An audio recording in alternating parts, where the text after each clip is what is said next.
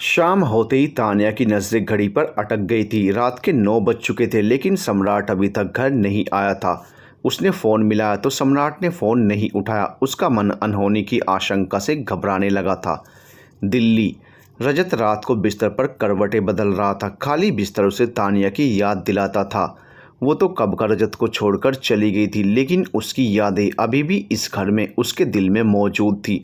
अलमारी में उसकी साड़ियाँ करीने से सजी हुई थी। ड्रेसिंग टेबल पर उसके परफ्यूम से लेकर मेकअप तक सब कुछ सामान वैसे का वैसा ही रखा हुआ था जैसा वो छोड़कर गई थी। उसकी महक वो अब भी अपनी सांसों में महसूस कर सकता था। उसका स्पर्श अभी तक उसके जहन में ताज़ा था। वो दिन रात उसी के बारे में सोचता था। लोग कहते हैं लड़कियां अपना पहला प्यार कभी नहीं भूलती। तुम कैसे भूल गई तानिया अपने रजत को? मेरा हाथ उठाना तुम्हें याद रहा, लेकिन तुम यह भूल गई कि तुम्हारे बीमार होने पर मैं रात रात भर जाग कर तुम्हारा ख्याल रखता था। इस घर में मैंने तुम्हें रानी बनाकर रखा और तुमने बदले में मेरा भरोसा तोड़ दिया। मैंने कभी तुम पर बेवजह हाथ नहीं उठाया। अब गलती करोगी तो सज़ा तो मिलेगी ही। पहले तुम्हारी गलतियाँ छोटी होती थी, इसलिए सज़ा भी छोटी मिलती थी। पर अब तुमसे गलती नहीं, गुनाह हो गया है, वो भी ऐसा कि जिसकी जितनी सज़ा मिले उतनी कम है। मैं तुमसे आज भी उतना ही प्यार करता हूँ तानिया, जितना पहले करता था। पर सम्राट का ख्याल आते ही मेरा दिमाग घूमने लगता है। जब भी तुम मुझे सपनों में उसकी बाहों में दिखती हो, मेरा खून खौल उठता है। दिल करता है तुम दोनों को मौत के घाट उतार दूं और ख़ुद भी मर जाऊं। ऐसा क्या है सम्राट में जो तुमने मेरे होते हुए उसको चुना? शायद उसकी कम उम्र तुम्हें आकर्षित कर गई। क्या वो बिस्तर पर तुम्हें मुझसे ज़्यादा संतुष्ट करता है? तुम्हारा सम्राट के साथ होना मेरी मर्दानगी पर सवाल खड़े करता है। यह ख्याल मुझे जीने नहीं देता कि मेरी बीवी को अपने यार की रखेल बनना मंजूर है, लेकिन पति के साथ रहना नहीं। तुम इतनी सस्ती और घटिया निकलोगी ये मैंने कभी सोचा नहीं था। तुम्हारे अनुभव से इतना तो सीखने को मिला है कि आदमी को कभी खूबसूरत औरत से शादी नहीं करनी चाहिए। जिस खूबसूरती पर वो फिदा होकर शादी करता है, वही खूबसूरती उसे एक दिन ले डूबती है। खूबसूरत औरतें अक्सर बदचलन होती हैं। अपने इन्हीं ख्यालों में रजत गुम होता है कि तभी उसका फ़ोन बजता है। हेलो साहब, काम हो गया है। ठीक है, पैसा तुम्हारे अकाउंट में पहुंच जाएगा। उस आदमी के फ़ोन रखते ही रजत ने दूसरी जगह फ़ोन लगा दिया। हेलो मीना मैडम, एक लड़की की ज़रूरत है, इंतज़ाम हो जाएगा क्या? कब चाहिए? अभी घर का पता भेज दो। भेज देती हूँ। घर में नहीं, मूनलाइट होटल में भेज दो। मैं थोड़ी देर में वहाँ पहुँचता हूँ। एक बात का ध्यान रखना, उस पर हाथ उठाने की गलती मत करना। सम्राट ने गुस्से से फ़ोन रख दिया। तानिया, यह सब तुम्हारी वजह से हो रहा है। अगर आज तुम यहाँ होती तो मुझे इन घटिया लड़कियों के पास जाना नहीं पड़ता। मनाली। तानिया बार बार घड़ी की ओर देख रही थी। रात के 9 बज गए थे और वो अभी तक घर नहीं आया था और ना ही फ़ोन उठा रहा था। तभी दरवाजे पर दस्तक हुई। तानिया दौड़कर दरवाजे की तरफ भागी। सम्राट की हालत देखकर वो घबरा गई। वो मनोज का सहारा लेकर खड़ा हुआ था। पाँव में कच्चा प्लास्टर बंधा हुआ था। इससे पहले कि तानिया कुछ पूछती, सम्राट ने उसे चुप रहने का इशारा कर दिया। मनोज ने सम्राट को अंदर सोफे पर जाकर आराम से बैठा दिया। दीदी, ये दवाइयाँ हैं, भैया को समय पर खिला देना। डॉक्टर ने 10 दिन के लिए चलने के लिए मना किया है। घबराने की बात नहीं है। पाँव में हेयरलाइन फ्रैक्चर है, जल्दी ठीक हो जाएंगे। बाकी छोटी मोटी चोटें हैं, उन पर दवाई लगाते रहिएगा। आपको कमरे में छोड़ दूँ भैया? नहीं, अब तुम जाओ, वैसे ही काफ़ी देर हो चुकी है। शुक्रिया मनोज समय पर आने के लिए। घर में किसी को मेरे एक्सीडेंट के बारे में पता नहीं चलना चाहिए। और हाँ, अगर दादी ने शादी के बारे में पूछा तो कहना शादी की तारीख आगे टाल दी है। वजह तानिया की ख़राब तबीयत बता देना। ठीक है भैया, मैं चलता हूँ। कोई ज़रूरत पड़े तो मुझे फ़ोन कर देना। मनोज के जाते ही तानिया सम्राट के पास जाकर बैठ गई। ये एक्सीडेंट कैसे हुआ सम्राट? मैं एक जगह नौकरी के लिए बात करने गया था। वहाँ का काम ख़त्म होने के बाद सड़क पार करके गाड़ी की तरफ जा ही रहा था कि अचानक से एक गाड़ी तेज़ी से आई और टक्कर मारकर चली गई। अजीब बात यह है कि मैं सड़क के किनारे पर था और उस गाड़ी पर नंबर प्लेट नहीं थी। मैं चलने की हालत में नहीं था। मैंने मनोज को फ़ोन लगाया और वो कुछ ही मिनटों में वहाँ आ गया। वही मुझे डॉक्टर के पास ले गया था। तानिया ने सामने तो कुछ नहीं कहा, लेकिन उसका मन कह रहा था कि कहीं यह काम रजत का तो नहीं। वैसे भी वो जाते वक्त धमकी देकर गया था। तानिया अपने और सम्राट के लिए खाना डालकर ले आई थी। तुमने खाना नहीं खाया अभी तक? नहीं, तुम्हारा इंतज़ार कर रही थी। कल तो तुमने खा लिया था मेरे बिना, तो आज फिर क्यों इंतज़ार कर रही थी? उस दिन तुम बिना बताए गए थे और आज तुम बता कर गए थे। 8 बजे तक जब तुम घर नहीं आए तो मेरा मन घबराने लगा था। तुमने फ़ोन क्यों नहीं उठाया? फ़ोन साइलेंट पर था और वैसे भी मैं तुम्हें परेशान नहीं करना चाहता था। खाना खाने के बाद तानिया उसे कमरे में ले गई। तानिया ने उसके बिना कहे ही अलमारी से कपड़े निकाल कर रख दिए। कपड़े पहनने में मदद चाहिएगा? 10 दिन के लिए तुम्हारे ही सहारे हूँ। तुम्हारे तो हाथ में भी लगी है सम्राट। जहाँ गिरा वहाँ पत्थर ही पत्थर थे। सम्राट के शरीर पर चोटें देखकर तानिया की आंखों में आंसू आ गए। ऐसे रो मत तानिया, मैं ठीक हूँ। तुम्हें समय चाहिए इतना शादी के बारे में सोचने का। देखो भगवान ने तुम्हारी सुन ली। अब समय ही समय है तुम्हारे पास सोचने के लिए। लाइट बंद कर दो, मुझे नींद आ रही है। तानिया सम्राट को प्यार करने के लिए आगे बढ़ी तो उसने मुंह फेर लिया। फिर भी उसने ज़बरदस्ती सम्राट का मुंह अपनी तरफ करके उसके माथे को चूम लिया। मैं बीमार हूँ इसका मतलब ये नहीं कि तुम मेरा फ़ायदा उठाओगी। ये सुनकर तानिया मुस्कुराने लगी। तुम नहीं चाहते मैं तुम्हारा फ़ायदा उठाऊँ? नहीं, अगर ऐसा मैं करता तो तुम मुझ पर ज़बरदस्ती करने का आरोप लगा देती। इतना चिढ़ क्यों रहे हो? माथे पर प्यार करने को फ़ायदा उठाना नहीं कहते। वैसे 10 दिनों के लिए तुम पूरी तरह से मुझ पर निर्भर हो। पहले से बता रही हूँ, इन 10 दिनों में मैं तुम्हारा फ़ायदा कभी भी उठा सकती हूँ। बचा सको तो अपने आप को बचा लेना। यह सुनकर सम्राट मन ही मन मुस्कुरा रहा था, पर तानिया अपने कंबल में सिमटकर सो गई। तभी सम्राट को शरारत सूझी। उसने तानिया को नींद से उठा दिया। क्या हुआ सम्राट, दर्द हो रहा है क्या? नहीं तो फिर क्यों उठाया? तुम चाहो तो मेरा फ़ायदा कभी भी उठा सकती हो, मैं इसके लिए तैयार हूँ। तुम कितने बड़े वाले बदमाश हो सम्राट, बीमारी में भी शरारत सूझ रही है। चुपचाप सो जाओ और मुझे भी सोने दो। आई लव यू तानिया, मेरे ठीक होते ही शादी कर लेंगे। अब और दूर नहीं रह सकता तुमसे। मैं भी यही कहना चाहती थी सम्राट। सम्राट के पाँव में प्लास्टर होने की वजह से उसकी जिम्मेदारी के साथ साथ पूरे घर की जिम्मेदारी भी तानिया के कंधों पर पड़ गई थी। घर का काम, बाजार का काम और साथ ही ऑनलाइन क्लासेस का काम, वो सारे काम एक साथ देख रही थी। सम्राट चाहते हुए भी उसकी मदद नहीं कर पा रहा था। तानिया काम करते करते थक गई थी। थोड़ी देर आकर कमरे में आंखें बंद करके लेट गई। मुझे माफ़ कर दो तानिया, मेरी वजह से तुम पर घर के साथ साथ मेरी भी जिम्मेदारी आन पड़ी है। इसमें माफ़ी मांगने वाली कौन सी बात है? तुमने एक्सीडेंट जानबूझकर तो करवाया नहीं है अपना। मुसीबत आनी थी सो आ गई। तुम परेशान मत हो, मैं सब संभाल लूँगी। लेकिन सिर्फ 10 दिनों के लिए। ठीक होते ही चुपचाप काम पर लग जाना। यह सुनते ही सम्राट का मुंह बन गया। बहुत तेज़ हो तुम तानिया, पर तुम बहुत सीधे हो सम्राट, एकदम गोल गोल जलेबी की तरह। अच्छा मजाक बहुत हो गया, अब सीरियस बात पर आते हैं। जिस दिन तुम्हारा प्लास्टर उतर जाएगा उसी दिन जाकर मंदिर में पंडित से शादी की बात कराएंगे। तुम्हें तो सोचने के लिए समय चाहिए इतना, फिर अचानक से इतनी जल्दी क्यों? ये ज़िंदगी बहुत छोटी है सम्राट, कहीं ऐसा ना हो कि सोचने में पूरी ज़िंदगी निकल जाए। शादी कर लेंगे तो मन में तसल्ली रहेगी कि हम कुछ गलत नहीं कर रहे। साथ रहकर कुछ अधूरा सा है हमारे बीच में। हमारे रिश्ते को मुकम्मल करना चाहती हूँ। सही मायनों में मैं तुम्हारी पत्नी बनना चाहती हूँ। इस एक्सीडेंट से इतना तो सीखने को मिल ही गया है कि ज़िंदगी में जितनी खुशियाँ मिलें उतनी बटोर लेनी चाहिए। वक्त का कुछ भरोसा नहीं है। सही कह रही हो तुम तानिया, हम जल्दी ही शादी कर लेंगे। वैसे तुमने मुझे बताया क्यों नहीं उस दिन कि तुमने नौकरी ढूंढना शुरू कर दिया है? मैंने सोचा मिलने पर बताऊंगा। कभी कभी दुख होता है सोचकर कि मेरी वजह से तुम्हें अपना होम स्टे छोड़कर इधर उधर नौकरी के लिए भटकना पड़ रहा है। कोई बात नहीं तानिया, यह वक्त भी गुजर जाएगा। यही सब परेशानियाँ तो हमारी प्रेम कहानी को रोमांचक बनाती है। कल को जब अपने बच्चों को हमारी प्रेम कहानी सुनाऊंगा तो उन्हें हम पर गर्व महसूस होगा। वो प्यार की अहमियत को ज़्यादा अच्छे से समझ पाएंगे। तुम्हारी बातें मुझे एक नई उम्मीद देती हैं सम्राट। कभी कभी सोचती हूँ अगर तुम ना आते मेरी ज़िंदगी में तो मेरा क्या होता। जब से तुमसे मिली हूँ तब से किस्मत पर भरोसा करने लगी हूँ। तुम्हारा मेरी ज़िंदगी में आना मेरे लिए किसी चमत्कार से कम नहीं है। अच्छा एक बात बताओ, क्या तुमने कभी स्कूल के समय में मेरे बारे में सोचा था? पागल हो तुम, उस समय में तुम्हारी टीचर थी। मेरा तुम्हारे बारे में उस तरह से सोचना नामुमकिन था। उस समय तुम्हें कुछ भी अलग नहीं लगा मेरे बारे में? नहीं सम्राट, मैंने इतना ध्यान नहीं दिया। तुम्हें यह भी पता नहीं चला कि मेरा तुम पर क्रश है? मेरी पहली नौकरी थी और ऊपर से 12वीं क्लास को पढ़ाने का दबाव। इन सब बातों की तरफ ध्यान देती कि तुम्हारे ऊपर ध्यान देती। कितना पागल था मैं।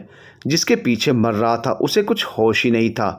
ये तुम्हारा पागलपन ही है जो मुझे मनाली तक खींच लाया। लगता है तुमने मुझे बड़े दिल से चाहा था। तभी किस्मत मुझे मनाली ले आई। मैंने भी नहीं सोचा था तानिया कि एक दिन तुम मुझे यूं मिल जाओगी और हम एक दूसरे के साथ होंगे। सच कहूँ तो तुम्हारा मिलना मेरे लिए भी किसी चमत्कार से कम नहीं है। शायद किस्मत इसी का नाम है। सम्राट, इधर उधर नौकरी के लिए भटकने की बजाय तुम भी मेरी तरह ऑनलाइन टीचिंग क्यों नहीं कर लेते? इससे हम ज़्यादा समय साथ बिता पाएंगे और होम स्टे पर भी ध्यान दे पाएंगे। मैं चाहती हूँ होम स्टे का काम जल्द से जल्दी शुरू कर दें। आइडिया अच्छा है, लेकिन मेरे पास ना टीचिंग की डिग्री है और न ही अनुभव। होम स्टे का काम कुछ समय तक रोकना पड़ेगा तानिया। अभी उतने पैसे नहीं हैं कि हम होम स्टे का काम फिर से शुरू करवा सकें।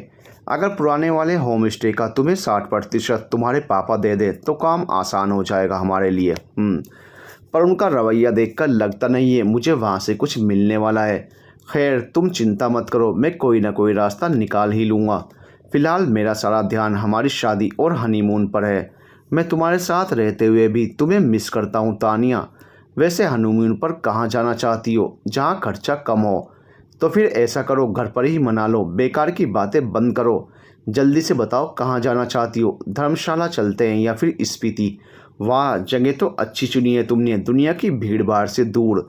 अच्छा, अब हनीमून की बातें बहुत हो गई। मैं लैपटॉप ला रही हूँ, अपना बायोडाटा टाइप करके रखो। मैं तुम्हारा बायोडाटा अपनी कंपनी में भेज दूंगी। हो सकता है वहाँ बात बन जाए। तुम मुझे ज़बरदस्ती में टीचिंग में घुसाने में क्यों लगी हुई हो?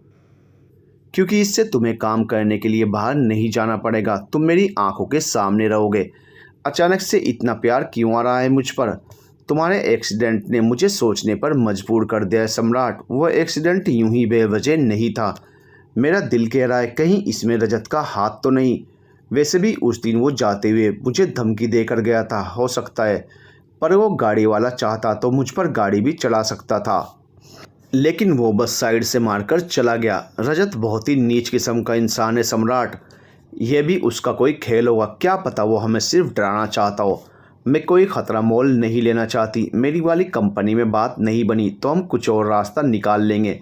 पर तुम बाहर जाकर काम नहीं करोगे। घर के खर्चे की चिंता मत करो, वो मैं संभाल लूँगी। तान्या की बातें सुनकर सम्राट भावुक हो गया। इतना भी प्यार मत करो कि मेरे लिए खुद को संभालना मुश्किल हो जाए। तानिया सम्राट के सीने से लग गई। मेरे पास परिवार के नाम पर सिर्फ तुम हो सम्राट। मैंने बहुत मुश्किल से फिर से जीना सीखा है। तुम्हें कुछ हो गया तो मैं जीते जी मर जाऊंगी। सम्राट के बिना तानिया जी नहीं पाएगी और मैं अभी जीना चाहती हूँ। हमारे बच्चों को घर में उछल कूद मचाते हुए देखना चाहती हूँ। मैं तुम्हारे साथ ज़िंदगी को जीना चाहती हूँ। रजत यह कभी नहीं समझ पाएगा कि तानिया ने उसके होते हुए सम्राट को क्यों चुना। एक स्त्री का मन फूल सा कोमल होता है। उसे केवल प्यार और परवाह से ही अपना बनाया जा सकता है। हिंसक पुरुषों के हिस्से में स्त्री का शरीर तो आता है, लेकिन उनके मन पर सिर्फ उनके प्रेमी का अधिकार होता है। इन 10 दिनों में दोनों भावनात्मक तौर पर और भी करीब आ गए थे। 10 दिन बाद सम्राट का प्लास्टर उतर चुका था और वो पूरी तरह ठीक हो गया था। सम्राट ने पंडित से बात करके शादी की तारीख निकलवा ली थी और दोनों शादी की तैयारी में जुट गए थे। तानिया ने अपने लिए हल्के गुलाबी रंग का खूबसूरत सा लहंगा खरीदा था। वो लहंगे के पैसे दे ही रही थी कि सम्राट ने रोक दिया। तुम घर का खर्चा उठा रही हो ना, तो फिर शादी का मुझे उठाने दो। मेरे पास पैसे हैं, तुम किसी बात की चिंता मत करो। ठीक है, जैसा तुम कहो। तुम कुछ नहीं लोगे क्या? नहीं, मैं तो पहले ही अपने लिए खरीद चुका हूँ। खैर, साड़ी तो तुम्हारे लिए भी खरीदी थी जो तुम्हें पसंद नहीं आई। ऐसा कुछ नहीं है सम्राट, मेरा लहंगा पहनने का मन था। मैं उस दिन खूब सजना संवरना चाहती हूँ। मैं चाहती हूँ उस दिन मैं सबसे ज़्यादा खूबसूरत लगूं। तानिया के चेहरे पर शादी के लिए इतनी उत्सुकता और खुशी ने सम्राट को भावुक कर दिया था। पूरा दिन शॉपिंग में गुजर गया। शाम को घर आकर सम्राट ने रोहन को फ़ोन किया शादी के बारे में बताने के लिए। फ़ोन क्यों नहीं किया इतने दिनों से? अभी तक मुझसे नाराज़ है क्या? थोड़ा सा। वैसे तू भी तो फ़ोन कर सकता था, तूने क्यों नहीं किया? तेरे और तानिया के बीच सब कुछ ठीक हो गया क्या? हाँ, अभी शादी की शॉपिंग करके आ रहे हैं दोनों। सब ठीक है, अगले रविवार की शादी है। तुम दोनों कब तक आओगे? हम लोग शनिवार को आ जाएंगे। तूने जवाब नहीं दिया कि तूने फ़ोन क्यों नहीं किया। मेरा छोटा सा एक्सीडेंट हो गया था, एक गाड़ी वाला मार गया था। 10 दिन से घर पर बेड रेस्ट पर था। तू सड़क के बीच में चल रहा था जो वो तुझे मार गया? नहीं यार, सड़क के किनारे पर खड़ा था। तो फिर कैसे? पुलिस कंप्लेंट की या नहीं? पुलिस कंप्लेंट का कुछ फ़ायदा नहीं था, वो गाड़ी बिना नंबर प्लेट की थी। यह सुनकर रोहन घबरा गया। मुझे तो कुछ गड़बड़ लग रही है सम्राट, कहीं इसमें रजत का हाथ तो नहीं? तू कहे तो मैं दीपिका के कजिन संजय से बात करके देखूं। रजत उसका दोस्त है, क्या पता वो इस बारे में कुछ पता लगा सके। अभी रहने दे, बाद में देखते हैं। फिलहाल मैं अपना सारा ध्यान शादी पर लगाना चाहता हूँ। रजत की वजह से अपना और तानिया का मूड ख़राब नहीं करना चाहता। हनीमून पर कहाँ जा रहा है? धर्मशाला और स्पीति। बुकिंग कर ली क्या? अभी नहीं की, करूँगा। ठीक है, फिर तू बुकिंग मत कर, मैं कर लूँगा। मेरे और दीपिका की तरफ से तेरी शादी का तोहफा। तू शादी में आ रहा है, मेरे लिए यही बहुत बड़ी बात है। हनीमून पैकेज उपहार में देने की ज़रूरत नहीं है। मैं तुझसे ये नहीं ले सकता। सम्राट, तू मेरे बचपन का दोस्त है। तुझे मैं अपना भाई मानता हूँ। जो कर रहा हूँ चुपचाप करने दे, ज़्यादा बातें बनाने की ज़रूरत नहीं है।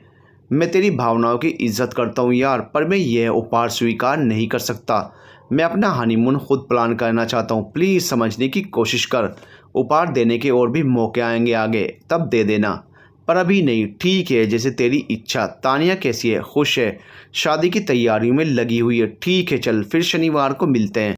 सम्राट मन ही मन रोहन के बारे में सोच सोचकर भावुक हो रहा था। तभी तानिया आकर उसके पास बैठ गई। क्या हुआ सम्राट, तुम्हारी आंखें क्यों नम है? कुछ नहीं, रोहन के बारे में सोच रहा था। वो पागल हमें हनीमून पैकेज उपहार में देने की बात कर रहा था, जिसके लिए मैंने मना कर दिया। बड़ी मुश्किल से माना है, जिद पर ही अड़ गया था। बड़ी किस्मत वाले हो तुम सम्राट।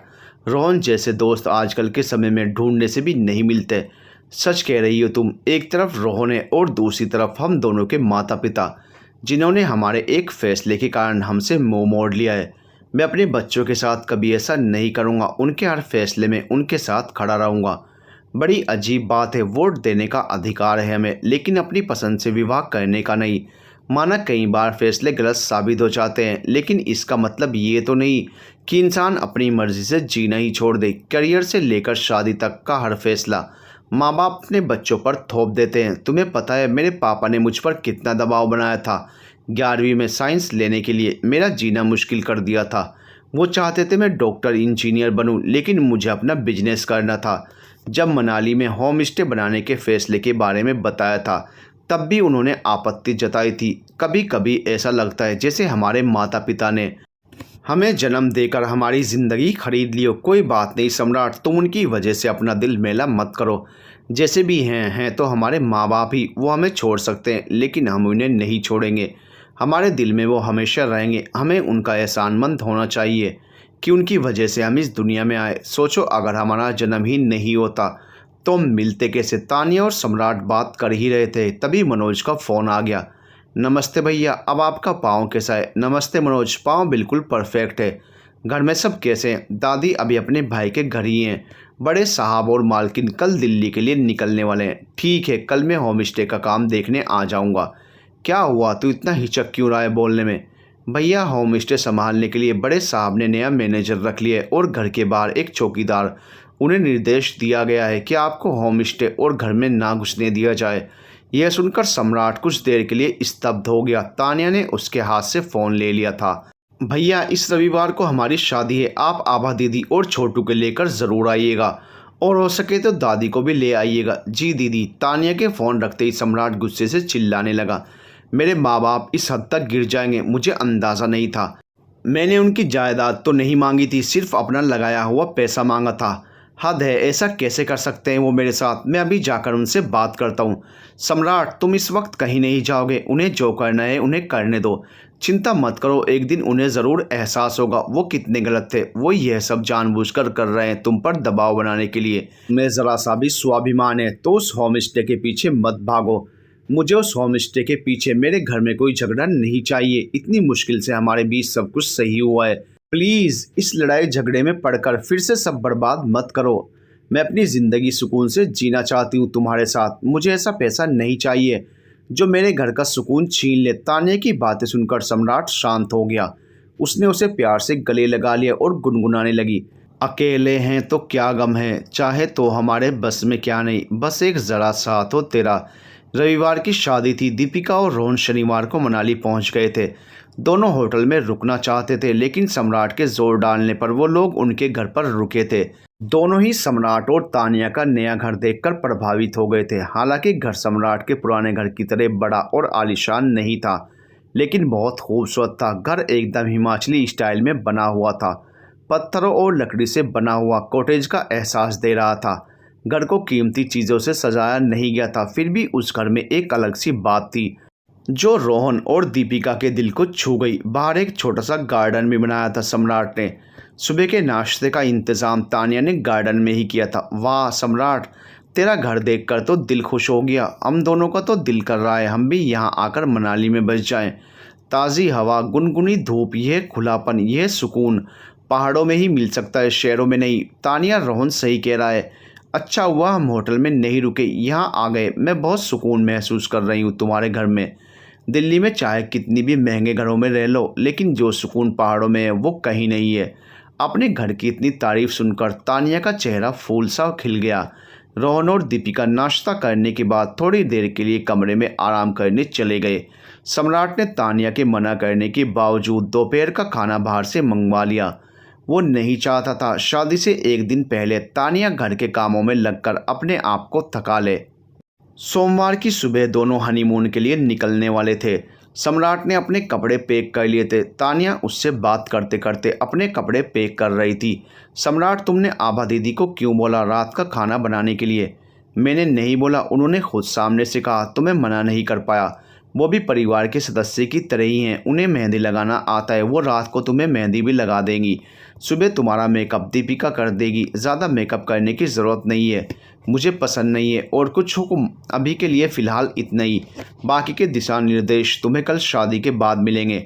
सबके जाने के बाद सम्राट के चेहरे पर शरारत भरी मुस्कुराहट देखकर तानिया के चेहरे का रंग लाल हो गया। तुम्हारे चेहरे का रंग लाल क्यों हो गया है? जबकि अभी तो ना मैंने ऐसा कुछ कहा है और ना किया है। मुझे नहीं पता, बताओ ना तानिया, प्लीज़ बता। नहीं, जब भी तुम ऐसी बातें करते हो तो पेट में कुछ अजीब सा होता है। क्या होता है? वही तो पूछ रहा हूँ। ओहो सम्राट, परेशान मत करो।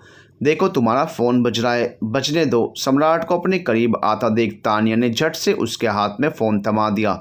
रोहन का फ़ोन है, उठा लो। सम्राट ने गुस्से से तानिया की तरफ देखा और फ़ोन उठा लिया। हम सोकर उठ चुके हैं, तेरा कब तक कमरे में रहने का इरादा है? थोड़ी देर और सो जाता तो क्या चला जाता तेरा? चिढ़ क्यों रहा है? तुझे डिस्टर्ब कर दिया क्या मैंने? नहीं, बेकार की बातें मत कर, फ़ोन रख, बाहर आ रहा हूँ। सम्राट को चिड़चिड़ाते देख तानिया के होंठों पर मुस्कुराहट आ गई। मुस्कुरा लो जितना मुस्कुराना है, आज तो तुम बच गई, लेकिन कल नहीं बचोगी।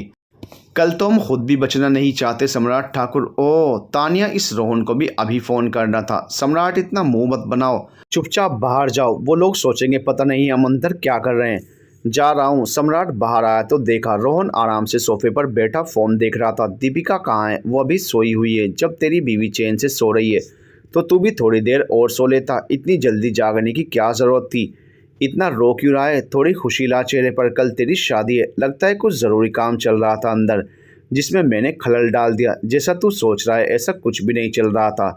इस दिल की सूखाग्रस्त ज़मीन पर प्यार की बरसात कल ही पड़ेगी। सबको लगता है हम एक ही घर में साथ रहते हैं तो हमारे बीच पति पत्नी वाले संबंध होंगे, लेकिन हकीकत में ऐसा कुछ नहीं है। हम साथ सोते ज़रूर हैं, लेकिन हमारे बीच में ऐसा वैसा कुछ नहीं है। तानिया इन बातों को लेकर शुरू से ही बहुत सख्त थी, फिर मैंने भी दबाव डालना ठीक नहीं समझा। हमारी प्रेम कहानी आम प्रेम कहानियों की तरह नहीं है। यहाँ तक पहुँचने के लिए बहुत पापड़ बेलने पड़े हैं। बड़ी मुश्किल से उसके दिल से रजत का डर गया है। वो मेरे साथ है, मेरे लिए यही काफ़ी है। सच कहा तूने, तेरी प्रेम कहानी पर तो खुद मुझे विश्वास नहीं होता। जिसे स्कूल के समय में चाहा हो, उसका अचानक से इतने सालों बाद तुझे मनाली में मिल जाना और उस पर तुम दोनों का साथ होना, यह वाकई किसी चमत्कार से कम नहीं है। वैसे तेरे होम स्टे का क्या हुआ? कुछ नहीं, मेरे पूज्य पिताजी ने घर और होम स्टे आने पर रोक लगा दी है। नया मैनेजर रखा है, वही संभाल रहा है। और नए वाले होम स्टे के हाल तो तुझे दिख ही रहे हैं। हम दोनों थोड़े व्यवस्थित हो जाएं, फिर होम स्टे का काम शुरू करवा देंगे। यह सही है। वैसे तू पुराने वाले होम स्टे के बारे में ज़्यादा मत सोच, देर सवेर तुझे मिल ही जाएगा। एक बार तेरे बच्चे हो जाएंगे तो अंकल आंटी अपने आप शांत हो जाएंगे।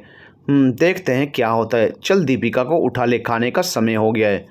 तब तक मैं तानिया को भी बुला लेता हूँ। खाना खाने के बाद दीपिका तानिया के चेहरे को चमकाने में लग गई, यानी कि घर में ही उसका फेशियल किया जा रहा था। सम्राट ने मजाक में दीपिका से कहा, तानिया को इतना भी मत चमका देना कि कल इसकी शक्ल ही मैं पहचान न पाऊँ। तानिया गुस्से से सम्राट को देख रही थी। सम्राट, तुम यहाँ से जाओ, रोहन का दिमाग खाओ। ठीक है, मैं जा रहा हूँ, तुम दोनों आराम से अपना काम करो। रोहन और दीपिका के आने से घर में शादी का माहौल बन गया। अच्छा लग रहा था तानिया को यूं शादी की तैयारियों में मगन देखकर। कल उसकी ज़िंदगी का बेहद अहम दिन है। उसकी तानिया हमेशा के लिए उसकी होने जा रही है। दादी अकेले अपने कमरे में लेटे हुए पुराने दिनों के बारे में सोच रही थी, जब सम्राट और तानिया दोनों यहाँ थे। उनके होने से घर भरा भरा सा लगता था और अब जैसे खंडर सा। आबा का परिवार ना होता यहाँ तो पता नहीं उनका क्या होता। वृद्धाश्रम में दिल बीमारी से नहीं, अकेलेपन से डरता है। अकेलापन उन्हें काटने लगा था।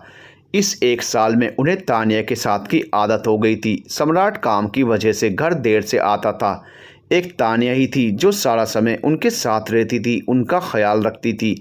इतनी बातें सुनने के बाद भी उसने उनका ख्याल रखना नहीं छोड़ा। और एक वो हैं जो अपनी रूढ़िवादी सोच के चलते उसे स्वीकार नहीं कर पाई।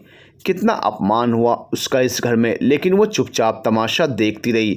तानिया के साथ जो कुछ हुआ उसमें उसका क्या कसूर था? कौन सी औरत अपना बसा बसाया घर छोड़कर चली जाती है? एक तरह से देखा जाए तो सम्राट ने उसे सहारा देकर कोई बुरा काम नहीं किया, बल्कि पुण्य का काम ही किया है। तानिया अगर शादीशुदा और उम्र में बड़ी नहीं होती तो वे खुद उसे सम्राट के लिए चुनती। काश तानिया शादीशुदा नहीं होती। दादी अपने ख्यालों में उलझी हुई थी कि तभी आभा आ गई। दादी, हम लोग सम्राट भैया के घर जा रहे हैं, आज उनकी मेहंदी की रात है। वहाँ रोहन भैया और दीपिका भाभी भी आए हुए हैं। तानिया, दीदी को परेशानी ना हो इसलिए सबके लिए सारा खाना बनाकर मैं यहाँ से लेकर जा रही हूँ। मैंने खाना अपने कमरे में बनाया है और सामान भी सारा खुद का इस्तेमाल किया है। बस खाना पैक करने के लिए डिब्बे यहाँ से लिए। ठीक है। आबा को लगा था कि दादी गुस्सा करेंगी, लेकिन उन्होंने कुछ नहीं कहा। दादी, आप भी साथ चलिए ना। आपके जाने से सम्राट भैया और दीदी की खुशी दुगनी हो जाएगी। कुछ देर तक जब दादी की तरफ से कोई जवाब नहीं आया तो आभा चुपचाप वहाँ से जाने लगी। तभी दादी की आवाज़ आई, मेरी दवाइयाँ और ज़रूरी सामान रख ले, मैं भी तेरे साथ चल रही हूँ। कल उनकी शादी के बाद ही घर वापस आएंगे। मेरा और अपना सारा सामान उसी हिसाब से रखना। कुछ गद्दे और कंबल भी रख लेना। यह सुनकर आभा के चेहरे पर बड़ी सी मुस्कान फैल गई। उसने मन ही मन भगवान को धन्यवाद किया और मनोज के साथ सामान पैक करने में जुट गई। शाम को सब सम्राट के घर पहुंच गए। आभा और मनोज उन्हें सरप्राइज देना चाहते थे, इसलिए वो दादी को गाड़ी में छोड़कर खाने का सामान लेकर घर चले गए। तानिया और सम्राट को साथ देखकर छोटू सबसे ज़्यादा खुश था। दीदी दीदी कहता हुआ तानिया के पीछे लगा हुआ था। तभी आभा ने कहा, भैया कुछ सामान रह गया है गाड़ी में, आप और दीदी ज़रा जाकर ले आइए ना प्लीज़। आभा की ये बात सम्राट को थोड़ी अजीब लगी कि उसने मनोज को ना कहकर उन्हें क्यों कहा सामान लाने के लिए। खैर, उसने कोई प्रतिक्रिया नहीं दी। वो तानिया को साथ लेकर गाड़ी से सामान लेने के लिए चला गया। गाड़ी खोलकर देखी तो दादी को अंदर बैठे देख दोनों हैरान रह गए। सम्राट को देखते ही दादी उसके गले लगकर रोने लगी। दोनों जब स्थिर हुए तो तानिया ने उनके पांव छुए। आशीर्वाद नहीं देंगी दादी? मैं यहाँ तेरे लिए नहीं, अपने सम्राट की खुशी के लिए आई हूँ। मैं और सम्राट अलग नहीं है दादी। खैर, आप आई, मेरे लिए यही काफ़ी है। दादी को घर में देखकर रोहन और दीपिका भी हैरान हो गए। घर में पूरी तरह शादी का माहौल बन चुका था। सबने साथ मिलकर खाना खाया। फिर आभा तानिया और दीपिका को मेहंदी लगाने में लग गई। रोहन ने शादी वाले गाने लगा दिए और सब मिलकर देर रात तक नाचते रहे। संगीत का कार्यक्रम खत्म होने के बाद सब सोने की जगह तलाशने लगे। दादी दीपिका वाले कमरे में सो गई। उनकी बगल में आभा गद्दा बिछाकर सो गई। मनोज और छोटू हॉल में बिस्तर बिछाकर सो गए। सम्राट को कमरे में तानिया के पीछे पीछे जाते देख रोहन ने रोक लिया। भाई, कहाँ चला? एक दिन तो तानिया का पीछा छोड़ दे, चुपचाप हॉल में जाकर सो जा। तेरे कमरे में मैं और दीपिका सोएंगे। यह सुनकर सम्राट और तानिया एक दूसरे की तरफ देखने लगे। रोहन ठीक कह रहा है तानिया, आज के दिन तुम दोनों का साथ सोना ठीक नहीं है। तुम जाकर दादी के साथ सो जाओ, मैं और रोहन तुम्हारे कमरे में सो जाएंगे। तानिया तो चुपचाप दादी के साथ जाकर सो गई, पर सम्राट का मुंह बन गया। वो गुस्से से रोहन की तरफ देख रहा था। रोहन ने सम्राट के कान में धीरे से कहा, फासलों से ही तो इश्क परवान चढ़ता है। आज तेरी बैचलर लाइफ का आखिरी दिन है। कल से तू शादीशुदा लोगों की गिनती में गिना जाएगा। जा मेरे मजनू, आज तुझे जिस लड़की के सपने देखने हैं देख डाल। कल से वही लैला और वही तू। बकवास बंद कर। यह गाना तुम जैसे दोस्तों पर फिट बैठता है। हर एक दोस्त कमीना होता है। रोहन हंसता हुआ उसके कमरे में चला गया सोने के लिए और बेचारा सम्राट सोफे पर करवटें बदलता रहा। सुबह का नाश्ता रोहन ने बाहर से मंगवा लिया था। हल्दी की रस्म के बिना शादी अधूरी मानी जाती है। दादी के कहने पर हल्दी की रस्म होना तय हुआ। उन्होंने अपने पुराने पंडित को फ़ोन करके बुलवाया और दोनों की विधिवत पूजा करवाई। उसके बाद हल्दी की रस्म शुरू हुई। पहली हल्दी दादी ने दोनों को लगाई, उसके बाद बाकी सब ने उन्हें हल्दी लगाई। इन रस्मों ने तानिया को बेहद भावुक कर दिया था।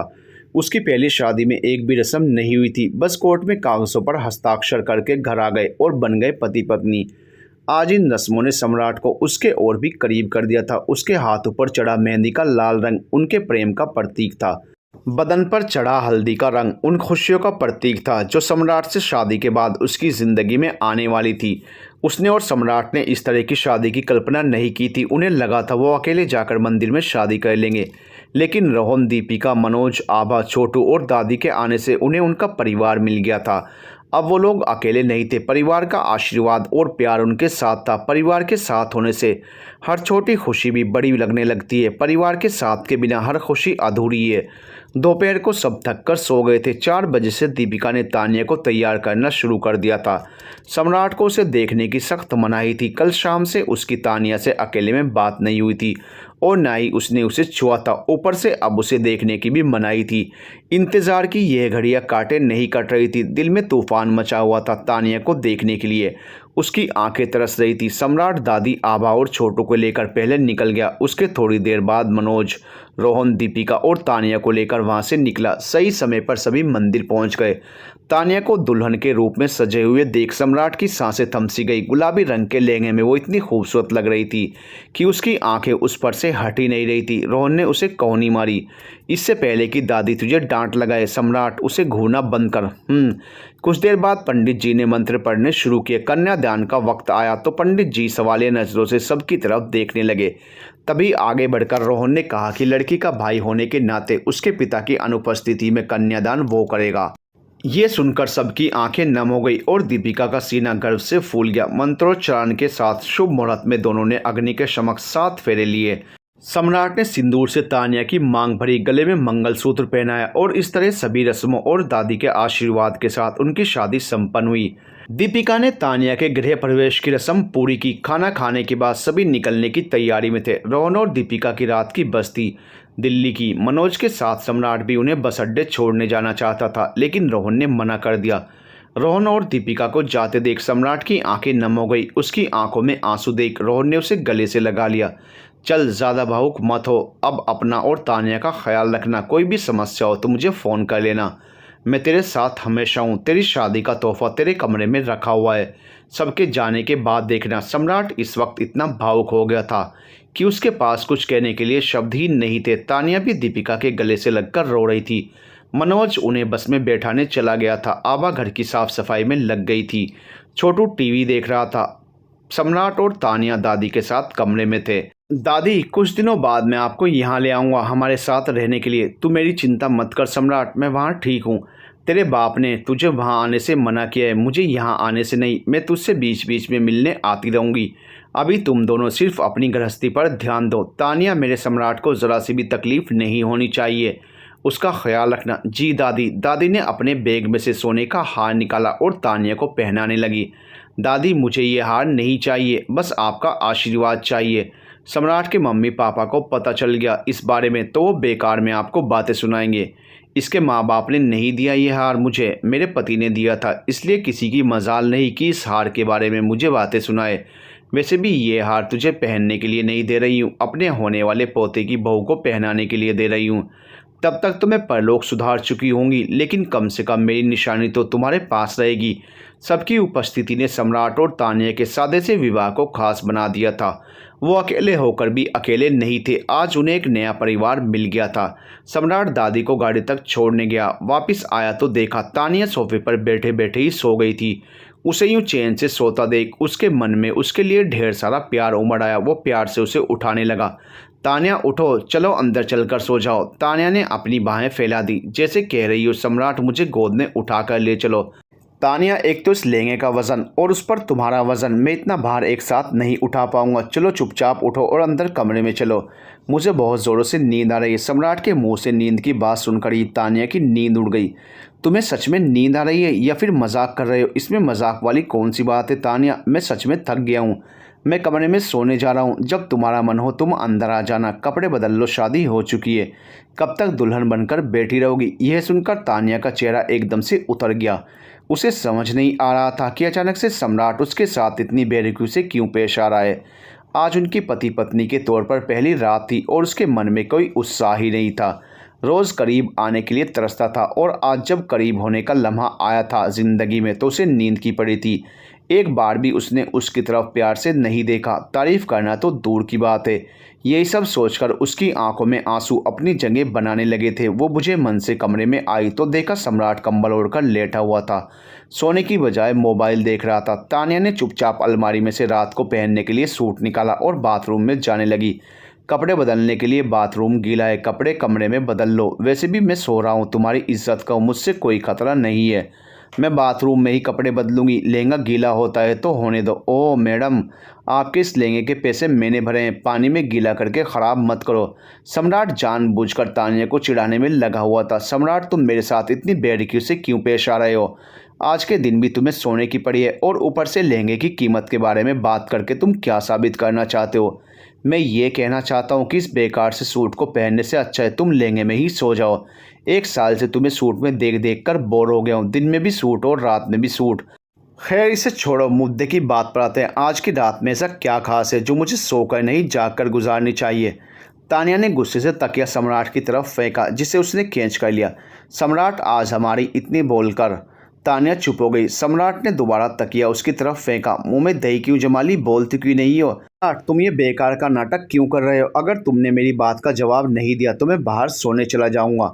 तानिया ने धीरे से कहा, आज हमारी सुहाग रात है। सम्राट, तो इस दिन तानिया को क्या करना चाहिए?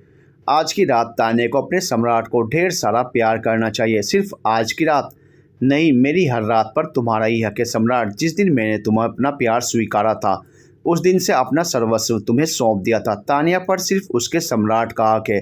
तानिया समझ गई थी सम्राट के इस नाटक का मतलब। वो चाहता था आज उसकी तानिया पहल करे।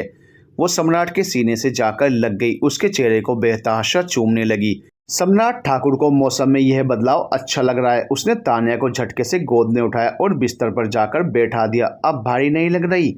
बिल्कुल भी नहीं। इतना नाटक क्यों किया? हर बार पुरुष ही क्यों पहल करें? मैं चाहता था आज के दिन मेरी तानिया मेरी तरफ पहला कदम बढ़ाए। वैसे तुम लड़ती हुई अच्छी लगती हो, शैतान कहीं के। लो, तानिया आ गई तुम्हारे पास। सम्राट उसे प्यार से निहारे जा रहा था। बेहद खूबसूरत लग रही हो तानिया, तुम इस गुलाबी रंग के लहंगे में। अच्छा किया तुमने साड़ी नहीं पहनी, और दिनों की अपेक्षा तुम्हारे चेहरे पर आज एक अलग ही रौनक है।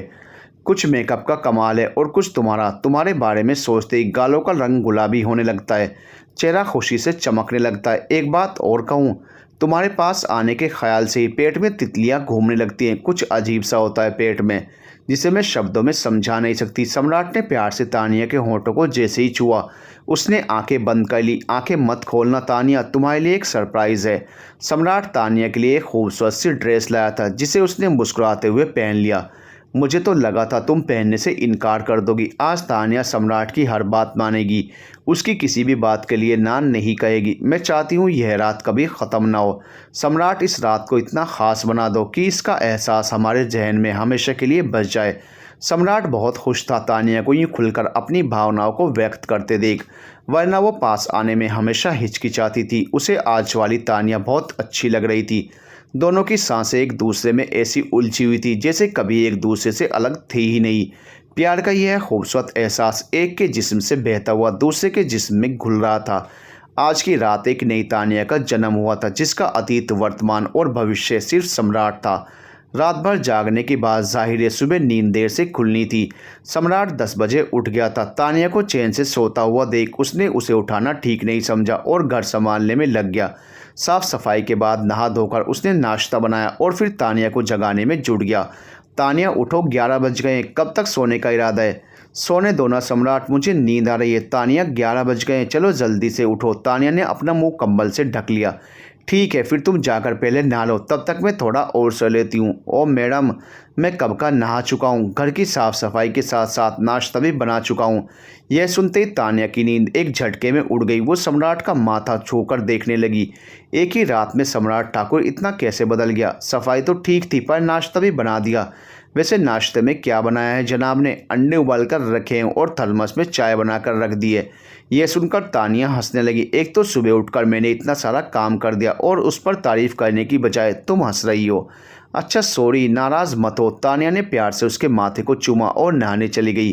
तानिया आईने के सामने बैठकर तैयार हो रही थी। उसके गीले बाल, मांग में सिंदूर और हाथों में लाल चूड़े ने उसकी खूबसूरती को और भी निखार दिया था।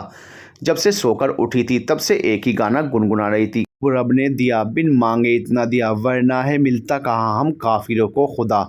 हसरतें अब मेरी तुमसे जा मिली, तुम दुआ मेरी आखिरी बन गए। तानिया को इतना खुश देख सम्राट उसके और अपने कान के पीछे काला टीका लगा दिया। ये काला टीका क्यों लगाया तुमने सम्राट? ताकि हमारे प्यार को किसी की नज़र न लगे। बहुत मुश्किल से हमें यह खुशी नसीब हुई है। ईश्वर हमें बुरी नज़र से बचाए। To be continued.